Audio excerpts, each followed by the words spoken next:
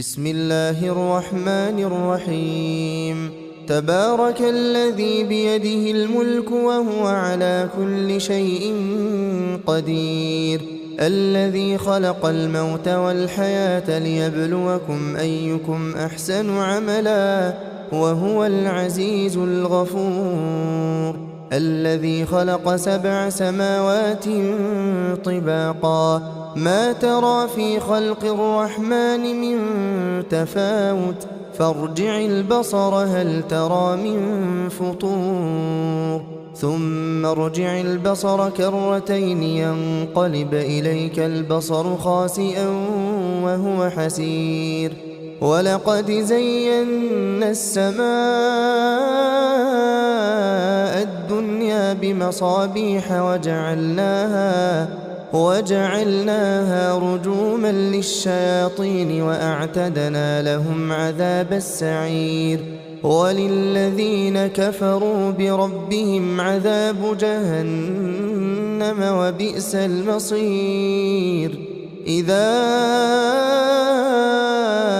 ألقوا فيها سمعوا لها شهيقا وهي تفور تكاد تميز من الغيظ كلما ألقي فيها فوج سألهم خزنتها ألم يأتكم نذير قالوا بلى قد جاءنا نذير فكذبنا وقلنا ما نزل الله من شيء إن أنتم إلا في ضلال كبير. وقالوا لو كنا نسمع أو نعقل ما كنا في أصحاب السعير فاعترفوا بذنبهم فسحقا لأصحاب السعير. إن الذين يخشون ربهم بالغيب لهم مغفرة وأجر كبير. وأسروا قولكم أو اجهروا به إنه عليم بذات الصدور.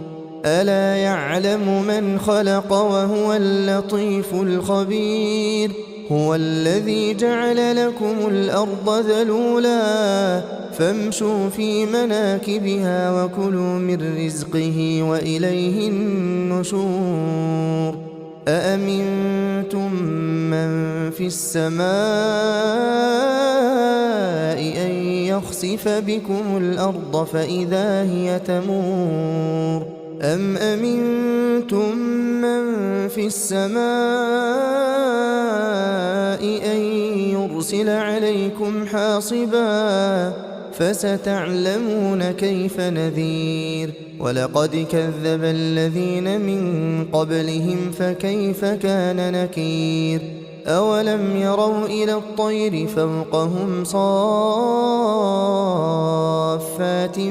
ويقبضن ما يمسكهن إلا الرحمن إنه بكل شيء بصير. أمن هذا الذي هو جند لكم ينصركم من دون الرحمن إن الكافرون إلا في غرور. أمن هذا الذي يرزقكم إن أمسك رزقه بل لجوا في عتو ونفور. أفمن يمشي مكبا على وجهه أهدى أمن يمشي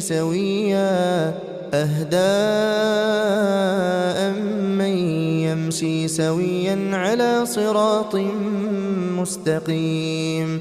قل هو الذي أنشأكم وجعل لكم السمع والأبصار والأفئدة قليلا ما تشكرون. قل هو الذي ذرأكم في الأرض وإليه تحشرون. ويقولون متى هذا الوعد إن كنتم صادقين. قل إن إنما العلم عند الله